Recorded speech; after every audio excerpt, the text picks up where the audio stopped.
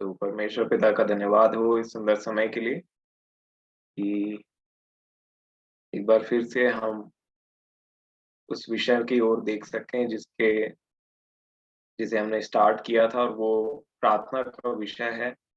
मैं आप सभी के जीवन के लिए धन्यवाद देता हूँ कि आप यहाँ पे उपस्थित हैं और मेरा विश्वास है कि आज के वचन को सुनने के बाद परमेश्वर पिता आपसे बातचीत करेंगे और इन वचनों को आपके जीवन में बढ़ाएँगे।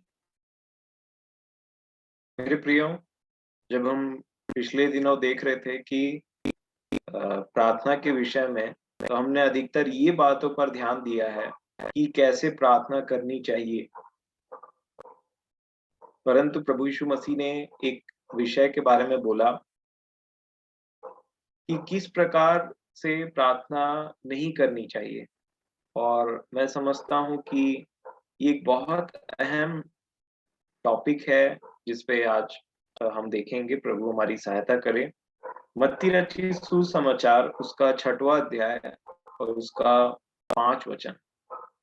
मत्ती 6 और उसका 5। देखिए क्या लिखा है। प्रभु ने बताया कि किस तरीके से प्रार्थना नहीं करना है और उसके बाद में उन्होंने बताया कि किस तरीके से प्रार्थना करना है। देखिए यहाँ पे क्या लिखा है, मत्ती 6 के 5 में उन्होंने कहा, जब तू प्रार्थना करे तो कपटियों के समान ना हो, क्योंकि लोगों को दिखाने के लिए आराधनालयों में और सड़कों के मोड़ों पर खड़े होकर प्रार्थना करना उनको अच्छा लगता है। फिर लिखा है, मैं तुमसे सच कहता हूँ कि वे अपना प्रतिफल पा चुके। फिर आगे लिखा है, परंतु जब तू प्रार्थना करे तो अपनी कोठरी में जा और द्वार बंद करके अपने पिता से जो गुप्त में है प्रार्थना कर, तब तेरा पिता जो गुप्त में है, जो गुप्त में देखता है, तुझे प्रतिफल देगा। आप देखिए, प्रभु ने बोला कि जब तू प्रार्थना करे तो कपटियों के समान मत होना। कपटियों के लिए एक सिंपल डेफिनेशन लिखा है कि यहाँ पे लिखा है कि 5वें के आप सेकंड लाइन में अगर देखेंगे, क्योंकि लोगों को दिखाने के लिए, ऐसा लिखा है। लोगों को दिखाने के लिए आराधनालयों में और सड़कों के मोड़ों पर खड़े होकर उन्हें उनको प्रार्थना करना अच्छा लगता है। और फिर उसके बाद 6वें वचन में लिखा है, सॉरी उसी में लिखा है, मैं तुमसे सच कहता हूं कि वे अपना प्रतिफल पा चुके। मतलब कि आप देखिए कि जब एक व्यक्ति प्रार्थना करता है या गीत गाता है या कुछ भी प्रभु के नाम से करता है, तो वो प्रभु के लिए करता है। और मान लीजिए प्रार्थना तो एक ऐसा विशेष बात है जिसमें दूसरे मनुष्यों का कोई इंटरफेरेंस होता भी नहीं है। बट एक जब मान लीजिए कि एक व्यक्ति को प्रार्थना करने के लिए दे दिया जाए और वहां पे 100 लोग हैं या 200 लोग हैं या 50 लोग हैं या 10-20 लोग हैं वहां पे, तो उतना टाइम उसको लगता है कि मैं लोगों के सामने में कैसे प्रार्थना करूंगा और कब उनका जो दिमाग रहता है प्रार्थना करते करते वो परमेश्वर से हट करके लोगों के लिए और लोगों को दिखाने के लिए हो जाता है, ये पता नहीं चलता। और इसीलिए प्रभु ने बोला, जब तू प्रार्थना करे तो कपटियों के समान मत हो, क्योंकि लोगों को दिखाने के लिए। और कपट एक ऐसा चीज है मेरे प्रियो, आप देखिए कोई बहुत ज्यादा इसका जरूरत नहीं रहता है। शुरुआत बहुत ही छोटे से होता है। एक खमीर जिसको एग्जाम्पल लिया प्रभु ने, छोटा सा चीज होता है कपट, और जहां हमने उसको ध्यान नहीं दिया वो आगे चल करके बहुत ज्यादा बढ़ जाता है।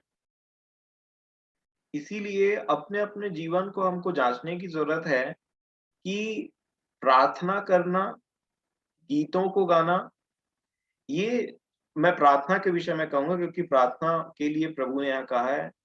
जब आप प्रार्थना करते हैं, जब मैं प्रार्थना करता हूँ, तो हम सबको जांचने की जरूरत है, खासकर जब पब्लिकली प्रार्थना करने दिया जाता है, हम किससे बातें करते हैं। और किसको दिखाने के लिए प्रार्थना करते हैं। और हमारा जो फोकस रहता है वो परमेश्वर पिता के सामने रहता है कि लोगों के द्वारा लोगों की तरफ बढ़ जाता है। ये एक बहुत इंपॉर्टेंट विषय है, क्योंकि कपट एक ऐसा चीज है जिसको प्रभु यीशु मसीह ने कभी पसंद नहीं किया, परंतु बहुत जोरदार डांट लगाया उसके लिए। और इवन आप देखिए, कपट एक ऐसी बातों में से है कि इवन पतरस को पौलुस ने डांटा था सबके सामने में। मेरे कहने का मतलब ये है कि जो प्रार्थना की जाती है वो मैं और आप किस चीज, मतलब हमारा जो फोकस है वो परमेश्वर पिता है कि लोग हैं, या और कोई चीज रहती। तो प्रभु ने इसलिए बोला कि तू, क्योंकि लोगों को दिखाने के लिए, जो भी चीज लोगों को दिखाने के लिए होता है वो कपट में गिना जाता है। और प्रार्थना करते समय हमें विशेष ध्यान देने की जरूरत होती है। कई बार देखा जाता है कि जब एक व्यक्ति अपने में प्रार्थना करता है तो उसकी प्रार्थना 2-3 मिनट से ज्यादा नहीं चलती या 5 मिनट से ज्यादा नहीं चलती। परंतु जब उसको प्रार्थना करने दे दिया जाए, तो उसका जो प्रार्थना का ड्यूरेशन है वो अपने आप चलते रहता है। और इसीलिए ये बहुत इंपॉर्टेंट विषय है। तो इसके अपोजिट में प्रभु ने क्या बोला? बोला जब तू प्रार्थना करे तो अपनी कोठरी में जाना, दरवाजा बंद करना, और परमेश्वर जो तुझे गुप्त में देखता है वो तुझे प्रतिफल देगा। तो 2 प्रकार का प्रतिफल मिलता है प्रार्थना का। एक, अगर कोई व्यक्ति लोगों को दिखाने के लिए प्रार्थना करे तो लोग उसको बोलेंगे ये तो बहुत धर्मी व्यक्ति है, इसकी प्रार्थना कितनी अच्छी है, ये कैसे अच्छे-अच्छे शब्दों का इस्तेमाल करता है, ये कैसा फ्लुएंटली प्रार्थना करता है, लगातार जल्दी-जल्दी इतना, ये ज़रूर बहुत प्रार्थना करने वाला व्यक्ति होगा। और यही लोगों के नज़र में थोड़ा-सा अपना अच्छा इमेज बनाने के लिए एक व्यक्ति ऐसा काम करता है, परंतु परमेश्वर तक उसकी प्रार्थना जाती तक नहीं है। इसीलिए लिखा प्रभु ने यहाँ पे बोला है कि मैं तुमसे, देखिए 6वें का स्टार्ट होने से पहले 6वां वचन, उसके जस्ट 5वां का लास्ट लाइन देखिए। उन्होंने बोला मैं तुमसे सच कहता हूँ कि वे अपना प्रतिफल पा चुके। उनका प्रतिफल लोगों की ओर से जो प्रशंसा हुई, जो तारीफ हुई, या मन में लोगों ने उनको धर्मी समझा, वही उनकी प्रशंसा थी और उन्होंने अपना प्रतिफल पा चुका। परंतु जब देखिए प्रभु यीशु मसीह परमेश्वर के पुत्र होने के चलते, आप देखिए हम प्रार्थना किससे करते हैं? हम प्रार्थना करते हैं परमेश्वर पिता से। तो बहुत सारी प्रार्थनाएं डेली डेली परमेश्वर पिता के पास में जाती हैं, आज से नहीं बहुत समय से। परंतु प्रभु यीशु मसीह के द्वारा परमेश्वर पिता ने क्या बताया, क्या बोला, क्या चाहा कि हम कैसे प्रार्थना करें? परमेश्वर पिता ने प्रभु यीशु मसीह के द्वारा मनुष्यों को ये शिक्षा दी कि जब तू प्रार्थना करे तो तू अलग हो, तू साइड हट और बैठ मेरे साथ में। और उसके बाद में आप देखिए, जब आप परमेश्वर पिता के सामने में बैठेंगे, अर्थात जब आप प्रार्थना करने के लिए एकांत में जाते हैं, तब एक व्यक्ति खुलता है। तब एक व्यक्ति को परमेश्वर पिता से वो शांत बैठता है ना। अब देखिए, बहुत बार ऐसा होता है कि कुछ बोलने से पहले आपको थोड़ा शांत भी बैठना चाहिए, ऐसा मैं आपको सलाह देना चाहता हूँ, प्रार्थना करने से पहले। ताकि हम हड़बड़ी में प्रार्थना नहीं करके आराम से बैठें, ताकि पवित्र आत्मा आज जो भी बातें हुई या जो भी वचन आपने पढ़ा या जैसा भी आपने जीवन जिया, जहाँ आपको जो बात नहीं बोलना चाहिए था, जैसा नहीं करना चाहिए था, उन सारी बातों को वो स्मरण दिलाता है। और जब आप अपना जीवन देखते हैं कि कैसा आपने जिया, मान लीजिए आप रात में प्रार्थना करते हैं, किसी भी समय प्रार्थना करते हैं, तो आप देखिए हमारा जो प्रार्थना का, जैसे मान लीजिए एक व्यक्ति सुबह प्रार्थना करता है, सुबह से लेकर के फिर उसकी प्रार्थना, जैसे लिखा है कि हर समय प्रार्थना करते रहो मन में। तो वो प्रार्थना चलते रहता है, जैसे-जैसे हम परमेश्वर के, जितना आप परमेश्वर की उपस्थिति में बने रहते हैं, आपके अंदर से ऑटोमेटिकली ऐसा होता है कि अ, भजन, परमेश्वर के गीत, उनकी आराधना ये चलती रहती है और साथ में एक प्रार्थना भी चलते रहता है। तो आप देखिए, प्रभु ने यहाँ बोला तू एकांत में जा, और जब आप एकांत में बैठते हैं, तब धीरे से हम परमेश्वर पिता की उपस्थिति में खुलते हैं। वो प्रार्थनाएँ जो आप पब्लिकली नहीं कर सकते, वो प्रार्थना आप पिता के साथ में कर सकते हैं। यही पिता ने प्रभु यीशु मसीह के द्वारा बोला कि उन्होंने कहा, देखिए पिता की इच्छा क्या है इसमें हम समझें।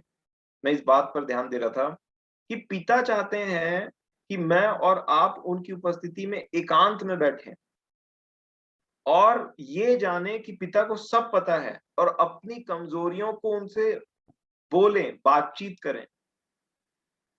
और जब आप और मैं इस प्रकार से प्रार्थना करते हैं, इस प्रकार से खुलते हैं, ओपन अप होते हैं, अपनी कमजोरियों को लेकर के जाते हैं या धन्यवाद देते हैं, तो ये एक बहुत ही क्लोज रिलेशन होता है। इवन प्रभु यीशु मसीह भी, उन्होंने पब्लिकली भी प्रार्थना किया और वो अधिकतर पहाड़ पे जाते थे अपना समय बिताने के लिए। तो प्रभु यीशु मसीह यहाँ पे ये बोल रहे हैं कि तुम जब प्रार्थना करो, तो तुम एकांत में जाना। मेरे प्रियो, और यहीं पे एक बात आती है, जब मैं और आप एकांत में जाते हैं ना, जब मैं और आप जैसे मान लीजिए आपने एक वचन पढ़ा आज के दिन में और वो वचन ने आपसे बातचीत किया और उस वचन के अनुसार हमारा जीवन नहीं है मान लीजिए, क्योंकि याद रखिएगा, जब कभी प्रार्थना, लोग बोलते हैं प्रार्थना किया करो और बाइबिल पढ़ा करो, ऐसे बोलते हैं। ये क्यों है? जहां तक मैंने समझा इसको, कि जैसे-जैसे आप वचन को पढ़ेंगे, वैसे-वैसे आपका परमेश्वर पिता के साथ मुलाकात होगा और आप देख पाएँगे कि प्रभु कहाँ है और हम कहाँ हैं।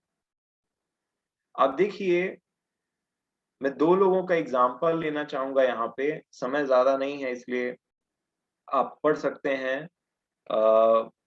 नंबर 1, कि जभी भी हमारा मुलाकात परमेश्वर पिता से होता है ना मेरे प्रियो,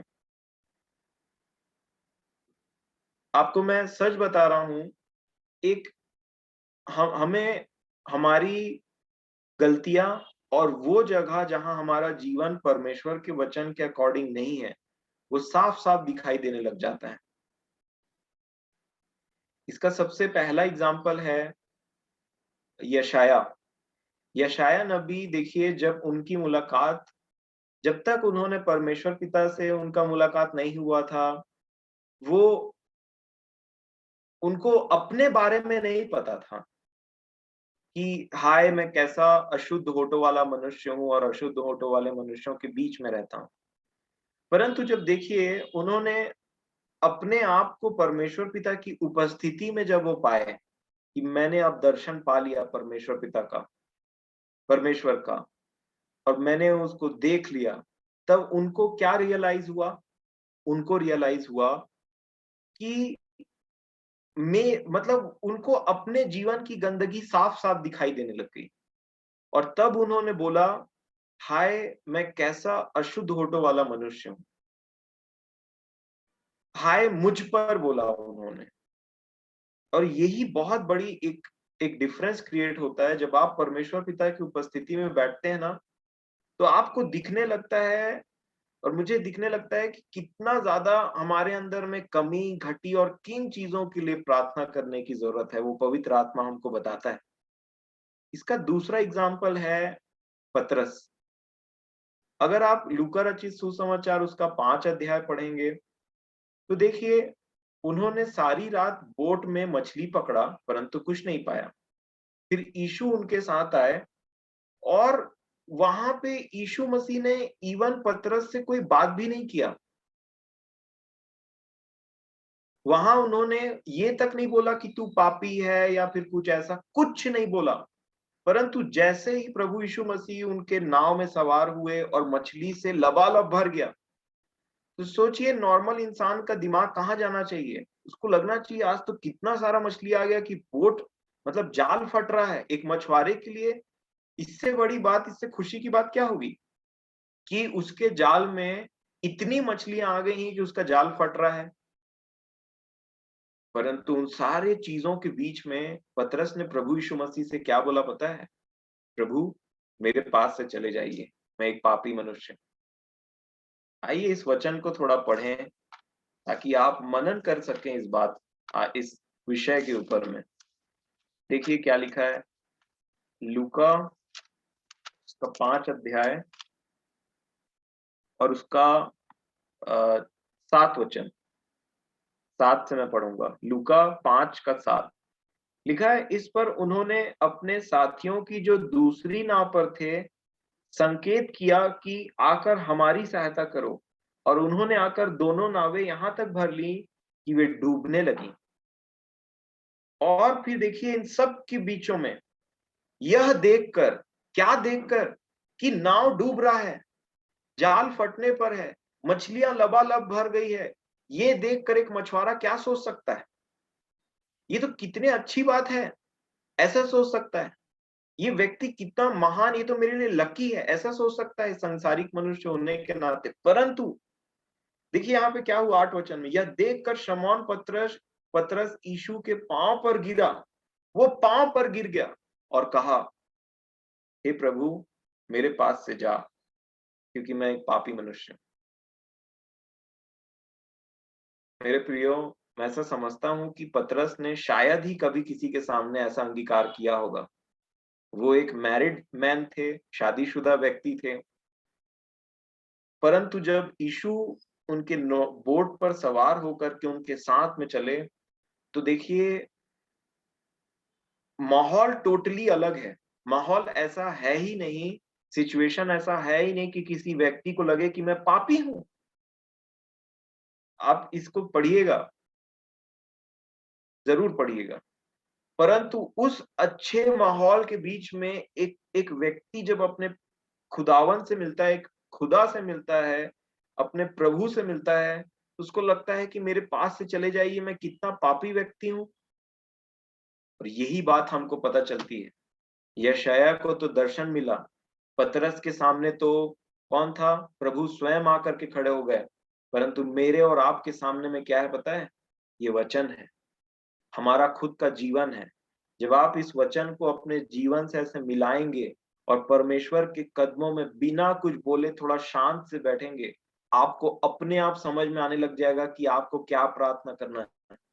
आपको अपने आप समझ में आने लग जाएगा कि हमारी दशा कितनी नीची है, और तब निकलता है सही प्रार्थना। लोगों के बीच में प्रार्थना करने के लिए बोलूं तो कोई अपनी सच्ची दशा को नहीं बोलता है। ये बात पिता को बहुत अच्छे से पता है मेरे प्रियो। ये वो परमेश्वर है जिसने आदम को बनाया है। मनुष्य उसके साथ में सामने में आकर के उसको ठट्ठों में नहीं उड़ा सकता। ये वो परमेश्वर है जिसने बहुत सालों पहले मुंह से अपने वचन में बोला कि ये लोग होठों से तो मेरा आदर करते हैं, परंतु इनका मन मुझसे लगा नहीं है। ये वो परमेश्वर है जो मेरे और आपके होठ से निकलने वाले शब्दों से ज्यादा हृदय को झांक करके टटोल करके निकालता है कि इसके मन में है क्या।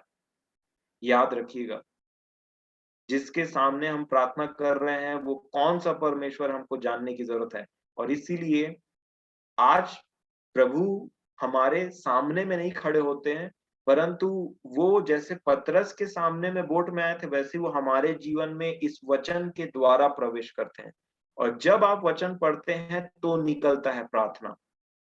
याद रखिएगा, नहीं तो जो वचन नहीं पढ़ते उनको अधिकतर ये बात का शिकायत रहता है कि हम क्या प्रार्थना करें। आप देखिए, दानियल की जो प्रार्थना थी वो कहां से निकल करके आई। दानियल 9 अध्याय और उसके दूसरे वचन में ऐसा लिखा है, मैं आपके सामने पढ़ता हूं। दानियल उसका 9 अध्याय और उसका दूसरा वचन लिखा है, उसके राज्य के पहले वर्ष में मुझ दानियल ने शास्त्र के द्वारा समझ लिया कि यरूशलेम की उजड़ी हुई दशा यहोवा के उस वचन के अनुसार जो यिर्मयाह नबी के पास पहुंचा था, कुछ वर्षों के बीतने पर अर्थात 70 वर्ष के बाद पूरी हो जाएगी।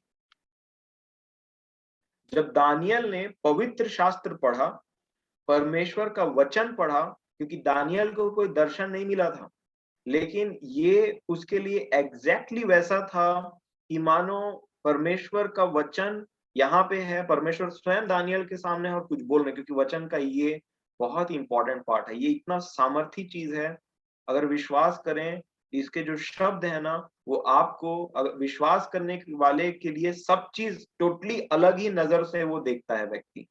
ये वचन उसके लिए इतना रियल हो जाता है ना कि उसका जीवन बन जाता है वो चीज। और इसीलिए जब दानियल ने उन वचनों को पढ़ा, तो उन वचनों को पढ़ने के बाद दानियल को अपने और अपने यरूशलेम वालों की दशा समझ में आई कि हमारी दशा ऐसी क्यों है। और तब निकला एक प्रार्थना। प्रार्थना हो चाहे गीत हो, वचन से ही निकलता है, ये उसका ऑथेंटिकेशन होता है। और इसीलिए जब आप जितना वचन को पढ़ेंगे और अपने जीवन को मिलाएंगे, मैं आपको बताना चाहता हूं कि तब निकलती सही प्रार्थना ने। और इसी चीज के लिए परमेश्वर की उपस्थिति में बैठना बहुत जरूरी है, ताकि आप उनकी उपस्थिति में बोलें कि मुझे मेरे पापों को दिखाइए पिताजी। और आप उनकी उपस्थिति में जब आएंगे ना, तो मैं और आप भी यशायाह नबी के समान, पतरस के समान, जो परमेश्वर के इतने बड़े बड़े दास हुए, मेरे प्रिय, उनका आरंभ कहां से हुआ था पता है?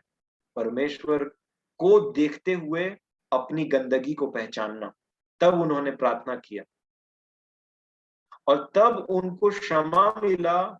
और ऐसे जो, अब देखिए, परमेश्वर पिता का एक तरीका है कि वो कैसे हमसे बात करते हैं, चाहे वो एलिया हो, चाहे वो मूसा हो, चाहे वो शमूएल हो, चाहे कोई हो। इन लोगों का एग्जाम्पल मैं आपको इसलिए दे रहा हूं ताकि आप पहचाने कि मूसा को अलग किया गया बात करने के लिए, शमूएल को अलग किया गया बात करने के लिए, और तब उन्होंने कुछ बात वहां पे अपने लोगों से किया। इसीलिए परमेश्वर पिता चाहते हैं कि मैं और आप अलग हों।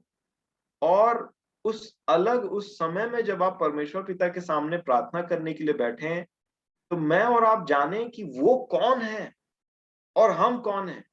क्योंकि जिस दिन आप उसकी उपस्थिति में आ जाएंगे ना, आपको अपने अंदर का मैल ऐसा साफ साफ क्लियर दिखाई देने लग जाएगा, और आपको उसकी महानता साफ साफ दिखाई देने लग जाएगी। तो आपका बोलती अपने आप बंद हो जाए,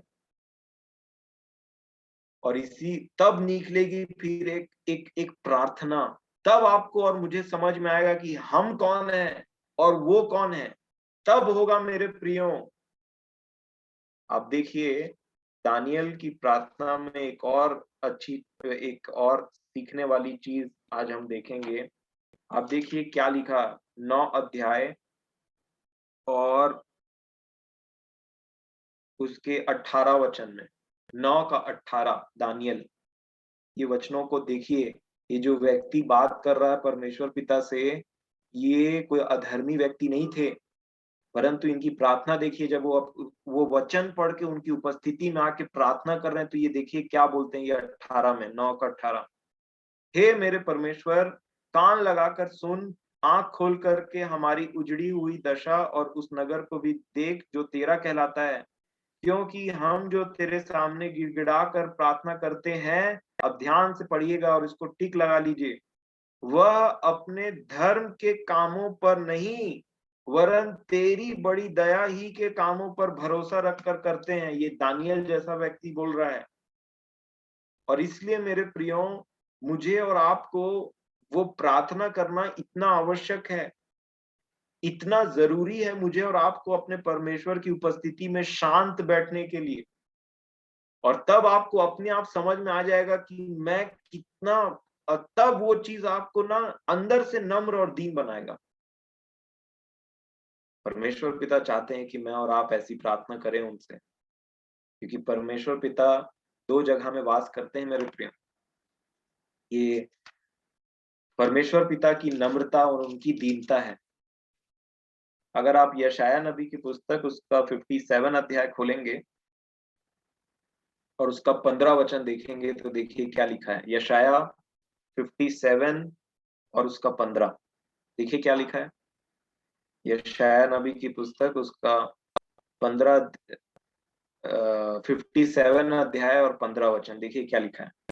क्योंकि जो महान और उत्तम और सदैव स्थिर रहता और जिसका नाम पवित्र है, वह यूं कहता है। क्या कहता है? परमेश्वर पिता दो जगह बता रहे हैं जहां मैं वास करता हूं। नंबर 1, मैं ऊंचे पर और पवित्र स्थान पर निवास करता हूं। कहां?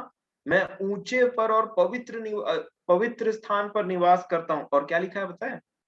और उसके संग भी रहता हूं जो खेदित और नम्र है, कि नम्र लोगों के हृदय और खेदित लोगों के मन को हर्षित कर।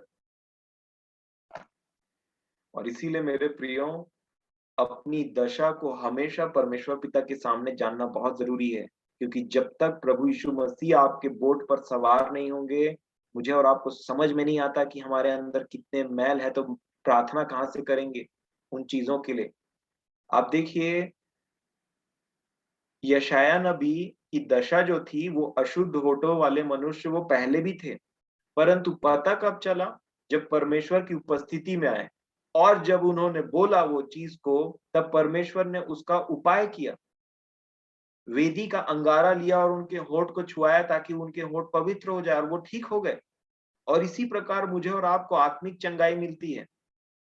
जब मैं अपने परमेश्वर पिता के सामने में बैठता हूं, तो ये होना ही है कि मैं उनकी उपस्थिति में बैठूं और ऑटोमेटिकली मुझे समझ में आ जाए उनके आत्मा के द्वारा कि मेरी दशा कितनी निचली है और उनकी दशा कितनी ऊंची पर है।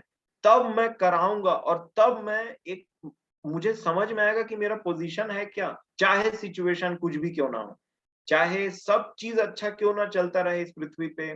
हर चीज, जैसे पतरस के साथ में मछली पकड़ाया गया तो इतना अच्छा हुआ उनके साथ में कि वहां पे कोई ऐसा माहौल ही नहीं बनता था कि पतरस बोले कि मैं एक पापी मनुष्य हूं, मेरे पास से चले जाइए। और ये होना बहुत जरूरी है। एक और बात मैं आपको बताना चाहता हूं, और वो है जो प्रभु यीशु मसीह ने बोला, मनुष्यों को दिखाने के लिए अपने धर्म के काम मत करो। मैं आज आपसे इस विषय में थोड़ा बात करना चाहता हूं, ताकि आप जब इन वचनों के द्वारा, परमेश्वर पिता का वचन जब आपसे बातचीत करे, और जब आप रियलिटी के साथ में मिलें, सच्चाई के साथ में देखें, तो मैं चाहता हूं कि आज इन बातों पे आप ध्यान दें। मेरे प्रियो, ये कपट जो है ना, इससे हमेशा हमको बच के रहना चाहिए। हमेशा अगर हमारे अंदर कोई कपट है, तो उस कपट को हमेशा निकालिए, उसको खत्म करिए। और ये तब होगा जब आप वचनों में अपने आप को देखेंगे, अपने जीवन शैली को देखेंगे, प्रतिदिन के अपने बात करने के, अपने सोचने के, अपने हर चीज के तरीकों को, और आप बिना शर्माए अपनी निचली दशा को जान करके पिता के पास जाएंगे और बोलेंगे, पिताजी, मैं ये वचन जानता भी हूँ, आज का ये वचन मुझसे बातचीत भी किया है, परंतु मेरा जीवन ऐसा नहीं है। अगर ये बहुत इंपॉर्टेंट है मेरे प्रियो कि हम अपने अंदर के कपट को पहचानें। आप देखिए, कपट अधिकतर क्यों होता है आपको पता है? जब हम दूसरों को दिखाने के लिए कुछ करते हैं ना, दूसरों को दिखाने मतलब चाहे वो आपके परिवार वाले हो सकते हैं, चाहे वो कोई रैंडम आदमी भी हो सकता है। कपट एक एक बीमारी के समान है, जहां पे इंसान, जहां दूसरे इंसान को जानता तक नहीं है, वहां पे भी कपट करता है। वहां पे भी ऐसा प्रिटेंड करता है कि वो ऐसा है, जबकि वो ऐसा रहता नहीं। और इसीलिए कपट से बहुत सावधान रहिए। अगर आपको कोई वचन नहीं पता, जो सबको पता है, कॉमन है, तो नहीं पता है। अगर आपका जीवन वैसा नहीं है जैसा लोग वहां बात कर रहे हैं, तो नहीं है। अगर आप बाइबल नहीं पढ़ पाते हैं तो नहीं पढ़ पाते हैं। अगर आपको ये वचन का मतलब नहीं पता है तो नहीं पता। अगर आपको वो गाने के बोल नहीं पता है तो नहीं पता है। अगर आपको विश्वास वचन नहीं पता है तो नहीं पता है। उसमें मुंह हिलाने की क्या जरूरत है? अगर आपको प्रभु की प्रार्थना याद नहीं है तो नहीं याद है, उसमें मुंह हिलाने की क्या जरूरत है? क्योंकि सब बोल रहे हैं और मैं नहीं बोलूंगा तो फिर लोग सोचेंगे कि इसको प्रभु की प्रार्थना नहीं पता, इसको शालोम का मतलब नहीं पता, इसको इब्नेजर का मतलब नहीं पता। नहीं पता तो नहीं पता। अगर मैं उसमें प्रिटेंड करता हूं और वहां पे एक कपटी के समान में रहता हूं, तो वो पूरा बात अलग है। मैं आपको कुछ एग्जाम्पल बताना चाहता हूं जिससे आप आज के वचन पर ध्यान देंगे और इस कपट के विषय में प्रभु करे कि आप और मैं इन बातों से कोसों दूर रहें। अगर वो कपट है तो उसका अंगीकार करें। सबसे पहली बात, कुछ एग्जाम्पल्स हैं बाइबल में जहां आप देखेंगे कि जिन लोगों के सामने में हम अपना इज्जत बनाने की कोशिश करते हैं ना, जिन लोगों के सामने अपना हम सुर से गाने की कोशिश करते हैं, अच्छा वचन बोलने की कोशिश करते हैं, अच्छा प्रार्थना करने की कोशिश करते हैं ना, ये चीज इतना खोखला है ना कि आज आपको समझ में आ जाएगा कि जो लोग के सामने में मेरा इज्जत बना है ना, वो इतना खोखला है, इतना सड़ा हुआ है कि उसमें कोई दम नहीं है। उसको टूटने फूटने, उसको खराब होने में एक समय नहीं लगेगा। परंतु जो इमेज मेरा परमेश्वर पिता के सामने बना है, वही सच्चा इमेज है, याद रखिएगा। और जो आप सोचते हैं कि आपके चारों ओर कोई आपको देख रहा है या उसके सामने में मैं ऐसा करूंगा, या आपको एक बीमारी सी लग गई है कि लोगों के सामने में आकर के सिर्फ प्रिटेंड करना।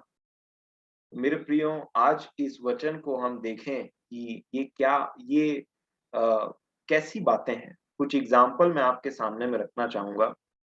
सबसे पहला एग्जाम्पल तो प्रभु यीशु मसीह है। जब प्रभु यीशु मसीह इस पृथ्वी पर आए तो आपको पता है लोगों ने उनको क्या बोला? लोगों ने उनको शैतान तक बोला था, बील जबूल तक बोला था। और कुछ और लोग हैं जिनको लोगों ने पता नहीं क्या क्या बोला। फॉर एग्जाम्पल, प्रेरितों के काम अगर आप निकालते हैं और उसके बाद उसका 8वां अध्याय, तो देखिए क्या लिखा है। प्रेरितों के काम उसका 8वां अध्याय, उसका 9 वचन। एक इंसान से मिलिए और देखिए लोग इनके बारे में क्या बोलते हैं और परमेश्वर इनके बारे में क्या विचार रखते हैं। इनका नाम शमौन है। प्रेरितों के काम 8 अध्याय और 9 वचन में क्या लिखा है, मैं पढ़ता हूं। इससे पहले उस नगर में शमौन नामक एक मनुष्य था जो जादू टोना करके सामरिया के लोगों को चकित करता था। किनको चकित कर रहा है? लोगों को चकित करता था। क्या करके? जादू टोना करके, मैजिक दिखा के जादू दिखाता था। बहुत फेमस है ना जादू। तो वो जादू टोना करके सामरिया के लोगों को चकित करता और अपने आप को बड़ा पुरुष बताता था। ठीक है। अब 10 वचन में क्या लिखा है देखिए। छोटे से बड़े तक उसका सम्मान कर कहते थे। देखिए कैसा इमेज बना हुआ है इस व्यक्ति का। जो छोटे से बड़े है ना, सबके नजर में ये व्यक्ति हीरो था। सबके नजर में इसका बहुत बड़ा आदर था। और क्या हुआ देखिए क्या लिखा है। क्या बोलते थे? यह मनुष्य परमेश्वर की वह शक्ति है जो महान कहलाती।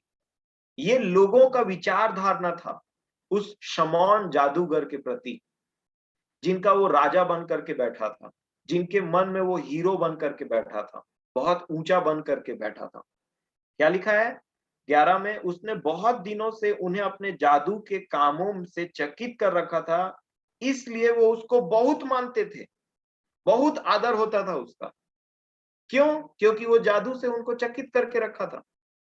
परंतु जब परमेश्वर के लोग वहां पे आए, जब रियल परमेश्वर वहां पे आया, ये लोग क्या बोल रहे थे कि ये परमेश्वर की वह शक्ति है जो महान कहलाती है। एक झूठा इज्जत बना हुआ है उस व्यक्ति का और उसको वो एंजॉय कर रहा है, उसको मजा आ रहा है। वो भी सोच रहा है कि मैं कोई बहुत बड़ा व्यक्ति हूँ क्योंकि लोग मेरा आदर करते हैं, लोग मेरा सम्मान करते हैं। क्या छोटे से बड़े सब मेरा सम्मान करते हैं। इस झूठे जिंदगी में वो जी रहा था। परंतु जब वहां पे पतरस और यूहन्ना आए तो उसने बोला कि ये जो तुम हाथ रखते हो और पवित्र आत्मा मिलता है ना, उसको मेरे को बेच दो। तो पतरस ने क्या बोला? तेरे रुपए और तू दोनों नाश हो जाए। तेरे रुपए तेरे साथ नाश हो, हमें ये चीज नहीं चाहिए क्योंकि तू परमेश्वर के गिफ्ट को खरीदने का कोशिश कर रहा है। ये था उसका रियल, उसका कंडीशन परमेश्वर के सामने। देखिए क्या लिखा है, आप इसको पढ़िएगा। 20 वचन को देखिए क्या लिखा है। पतरस ने उससे कहा, वही व्यक्ति जो पूरा फेमस है, क्या बोला? तेरे रुपए तेरे साथ नष्ट हो, क्योंकि तूने परमेश्वर का दान रुपयों से मोल लेने का विचार किया है। इस बात में न तेरा हिस्सा है न भाग, क्योंकि तेरा मन परमेश्वर के आगे सीधा नहीं है। लोगों में तेरा बहुत इज्जत होगा, तू बहुत नाम कमा के रखा है, तुझे छोटे से बड़े सब लोग बहुत बड़ा व्यक्ति जानते हैं, परंतु परमेश्वर के सामने तेरा मन सीधा नहीं है, और इसलिए तू और तेरे पैसे नाश हो। क्या लिखा है इस बात में? ना तेरा 22 में क्या लिखा है? इसलिए अपनी इस बुराई से मन फिराकर प्रभु से प्रार्थना कर, संभव है तेरे मन का विचार क्षमा किया जाए, क्योंकि मैं देखता हूं कि तू तू पित्त की सी कड़वाहट और अधर्म के बंधन में पड़ा। पित्त की सी कड़वाहट है तेरे अंदर, और तेरा तू एक बंधन में है, और लोग सोच रहे हैं कि ये परमेश्वर की वो सामर्थ है जो महान कहलाती है। और आपको समझ में आ जाएगा जब ये व्यक्ति अंतिम दिन में, न्याय के दिन में खड़ा होगा परमेश्वर पिता के सामने, जितना झूठा इसका इज्जत है, जितने लोग इसको छोटे से बड़े बोल रहे हैं ना, परमेश्वर की महान सामर्थ है, इसका बहुत बड़ा नाम है, पूरा गांव के गांव उसके पीछे हो लिए, समझ लीजिए, इसके जादू टोना के चक्कर में, वो सब नष्ट हो जाएगा, वो सब जीरो हो जाएगा, जीरो। ये है मनुष्य के सामने बनाई हुई इज्जत का अंत। एक और एग्जाम्पल है 12 अध्याय में, देखिए क्या लिखा है। फिर से लोगों के नजर को देखिए, वो कैसे देखते हैं। प्रेरितों के काम 12 अध्याय और उसका 21 वचन। प्रेरितों के काम 12 अध्याय और उसका 21 क्या लिखा है? ठहराए हुए दिन हेरोदेस राजवस्त्र पहनकर सिंहासन पर बैठा और उनको व्याख्या देने लगा। वो बोल रहा था, कौन? हेरोदेस, ये दूसरा वाला है। 22 वचन में क्या लिखा है? तब लोग पुकार उठे। क्या बोल रहे हैं देखिए, उसको खुश करने के लिए लोग, यह तो मनुष्य का नहीं ईश्वर का शब्द है, बोल रहे हैं। वो उसी में फूल गया। और उसके बाद क्या हुआ? उसी क्षण प्रभु के एक स्वर्गदूत ने उसे मारा, क्योंकि उसने परमेश्वर को महिमा न दी, और वह कीड़े पड़ के मर गया। कीड़े पड़ के मर गया। और लोग क्या बोल रहे थे? लोग बोल रहे थे कि ये तो परमेश्वर का शब्द है। और आप देखिए कि परमेश्वर के नजर में उस व्यक्ति की इज्जत क्या है, और लोगों के नजर में उस व्यक्ति की इज्जत क्या है। और इसी बात को मुझे और आपको समझना है मेरे प्रियो, कि लोग क्या कहते हैं, और लोगों को दिखाने के लिए अगर आपका और मेरा जीवन है, तो इस प्रकार से उसका अंत होता है। आप ये भी जानते हैं कि जब पौलुस माल्टा करके एक गांव था, वहां पे पहुंचे, तो वहां पे लोगों ने, आप प्रेरितों के काम इसी का 28 अध्याय पढ़ सकते हैं, तब लोगों ने वहां पे क्या बोला पता है?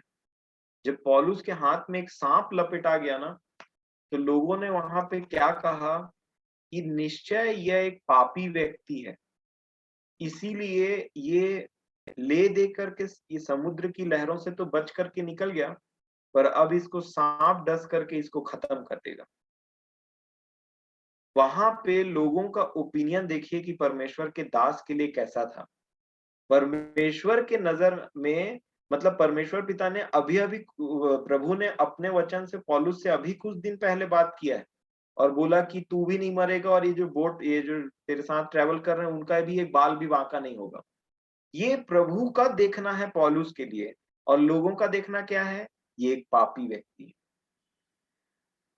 इसलिए आप देखिए कि जब ऐसे लोगों से हम घिरे रहते हैं, जो एबीसीडी तक नहीं जानते परमेश्वर का, उसके उनके मन में क्या चल रहा है, या उनके मन में हमारे प्रति क्या है, उनके सामने में कौन सा इज्जत बटोरना, उनके सामने में कौन सा कपट का खेल खेलना, उनके सामने में कौन सा अपने आप को ऊंचा करके दिखाना,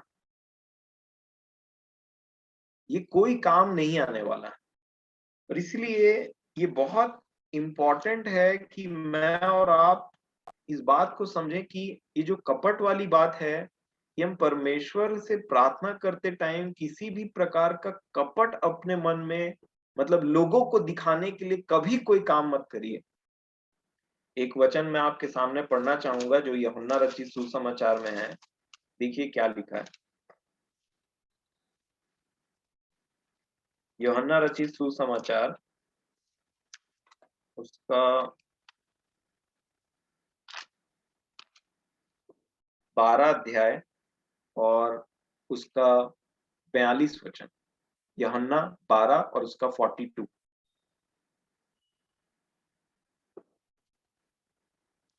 देखिए क्या लिखा है। यूहन्ना 12 अध्याय उसका 42 वचन लिखा है, तो भी अधिकारियों में से बहुत ने उस पर विश्वास किया, परंतु फरीसियों के काम में नहीं मानते थे, कहीं ऐसा ना हो कि वे आराधनालय में से निकाले जाएं। अब 43 वचन देखिए क्या लिखा है। क्योंकि मनुष्यों की ओर से प्रशंसा उनको परमेश्वर से प्रशंसा की अपेक्षा अधिक प्रिय लगती थी। ये था मैटर।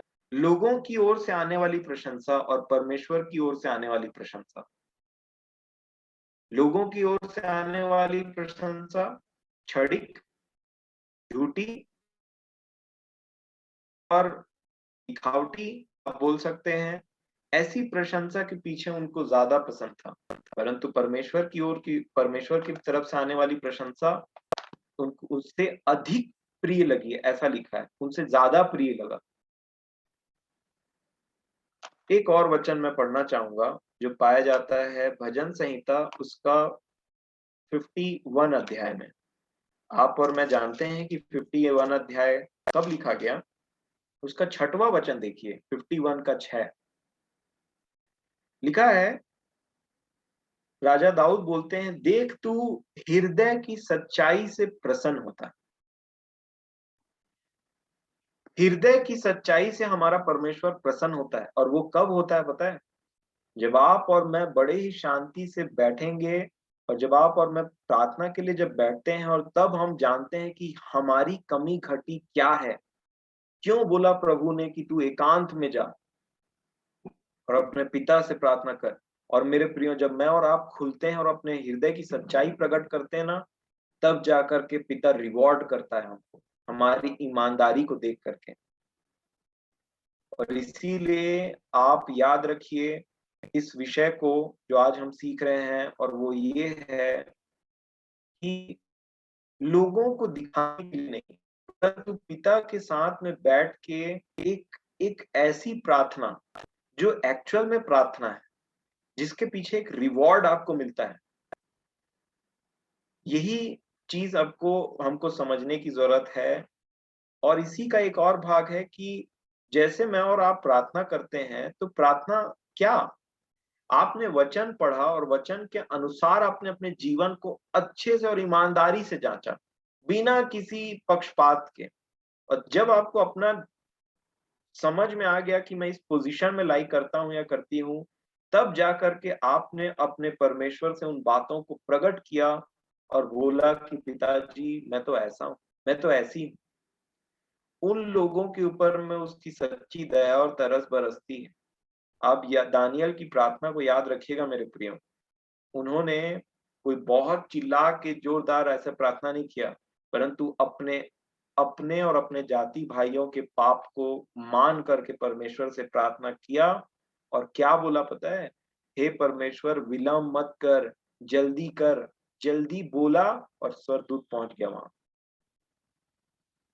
और ये प्रार्थना का इसीलिए दानियल के लिए क्या कहा गया, हे अति प्रिय पुरुष दानियल। आप ऐसी प्रार्थना करते हैं? ऐसी प्रार्थना बोलने का मतलब, क्या आप अपने पिता के पास में जाते हैं तो आपको अपने अंदर की बातें कुछ दिखाई देती हैं? आपको समझ में आता है कि मुझे किस चीज के लिए प्रार्थना करने की जरूरत है?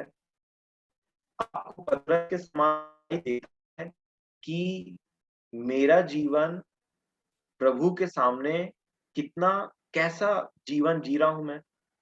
क्या आप यशायाह नबी के सामने समान अपना जीवन परमेश्वर के सामने में देख करके जान पाते हैं कि मेरे अंदर में क्या क्या बातें हैं? मेरे प्रियो, प्रार्थना के विषय में सबसे पहली बात प्रभु ने यही कहा था कि जब तू प्रार्थना करे तो तू अपनी कोठरी में जा, बंद कर, एकांत में अपने पिता से प्रार्थना कर, खुल, ओपन अप हो। क्योंकि जब आप और मैं वो पिता के उपस्थिति में बैठते हैं ना, एक बहुत ही सुंदर चीज होती है। हमें आपको समझ में आता है कि वो कितना महान है और हम कहाँ पे हैं। सारी हमारी बातें चूर हो जाती है और हमें सिर्फ और सिर्फ अपनी गंदगी दिखाई देने लग जाती है, जिसके लिए हमको प्रार्थना करने की ज़रूरत रहती है। मैं पर्सनल प्रार्थना की बात कर रहा हूँ। मैं दूसरों के लिए प्रार्थना करने की बात नहीं कर रहा हूँ। क्योंकि जब तक मेरा और आपका संबंध अपने पिता से अच्छा नहीं होगा, आप दूसरों के लिए याजक कैसे बनेंगे? जब याजक को ही परमेश्वर ग्रहण नहीं करेगा, तो उसकी प्रार्थना कहाँ से ग्रहण होगी? और इसीलिए ये जो डेली-डेली हम बैठते हैं अपने पिता के सामने और जितना आप नम्र और दीन, इसीलिए प्रभु यीशु मसीह ने क्या बोला? वो व्यक्ति, वो चुंगी लेने वाले की प्रार्थना सुनी गई, वो धर्मी ठहराया गया, ये नहीं। और ये सबसे बेस्ट प्रार्थना है, एक सबसे बेस्ट अपने परमेश्वर की उपस्थिति में बैठना होता है मेरे प्रियो, जहाँ तक मैंने महसूस किया है अपने जीवन में। तो प्रभु मेरी और आपकी सहायता करें। लोगों को दिखाने के लिए मैंने आपको कुछ एग्जाम्पल बताया है कि लोग क्या देखते हैं, वो ज़ीरो है। किसी को भी परमेश्वर बोल दिया, किसी को भी जादू देख कर के कुछ भी इम्प्रेस हो गए, उसको बहुत बड़ा व्यक्ति बना दिया। उन सब का अंत ज़ीरो है, ज़ीरो। और उन लोगों के सामने में क्या कपट करेंगे? भले ही मुझे और आपको, भले ही लोग अधर्मी जाने, भले ही सोचें इसको ये गाना नहीं पता, इसको ये बातें नहीं पता, नहीं पता है। परंतु हम परमेश्वर के सामने में सच्चे रहें, ये बहुत मायने रखता है मेरे प्रियो। और प्रभु इस बात से प्रसन्न होते हैं। प्रभु मेरी और आपकी सहायता करे इस विषय में। समय थोड़ा ज़्यादा हो गया, परंतु ये बातें बहुत इम्पोर्टेंट है। और क्योंकि प्रभु ने बोला, तुम इस रीति से प्रार्थना तो बिल्कुल मत करना। तुम दिखाने के लिए प्रार्थना, एक शब्द भी अगर आपका किसी को दिखाने के लिए निकलता है ना, तो समझ लीजिए आपकी प्रार्थना से वो इम्प्रेस हुआ और वही आपका रिवॉर्ड है। उसने आपको अपने मन में अच्छा जाना, एक धर्मी व्यक्ति जाना, एक अच्छा पुरुष जाना, एक अच्छा महिला जाना, एक प्रभु का भय मानने वाला जाना, यही आपका रिवॉर्ड है। और खत्म हो गया आपका रिवॉर्ड। क्योंकि आपकी प्रार्थना ऐसे नहीं गई, आपकी प्रार्थना ऐसे चली गई।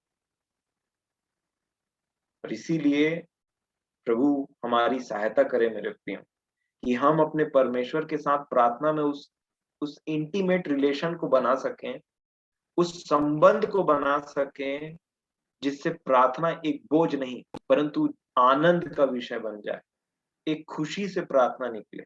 क्योंकि ना वचन ज़्यादा देर तक वो बोझ के साथ आप पढ़ पाएँगे, ज़बरदस्ती पढ़ पाएँगे, ना प्रार्थना कर पाएँगे और ना ही स्तुति कर पाएँगे।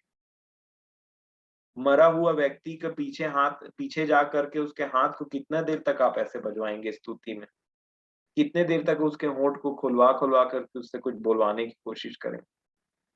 परंतु जब एक व्यक्ति अपने पिता के पास पहुँचता है, अपने प्रभु के पास पहुँचता है और देखता है कि प्रभु आप हैं, तब असली प्रार्थना शुरू होती है। मैं ये हूँ, नहीं तो उससे पहले क्या होता है पता है? वो ये है, वो ये है, मैंने ये किया, वो ऐसा है, पड़ोसी ऐसा है, वो ऐसा है। जिस दिन प्रभु से मुलाकात आज हो जाता है तो इंसान बोलता है, मैं पापी पुरुष, आपकी उपस्थिति में मैं ठहर नहीं सकता। उसकी उपस्थिति में हमेशा हमें अपने निचलेपन का अंदाज़ा होता है मेरे प्रियो। जैसे यूहन्ना जब वहाँ पहुँचे, तो वो गिर गए और मरे से हो गए। दानिय्येल गिर गए और मरे कैसे हो गए? उनके शरीर में कोई जान नहीं रहा, क्योंकि वो अति पवित्र के सामने में वहाँ पे उपस्थित थे। प्रभु मेरी और आपकी सहायता करे। समय के लिए मैं परमेश्वर पिता का धन्यवाद देता हूँ और आप सभी का भी। आमीन।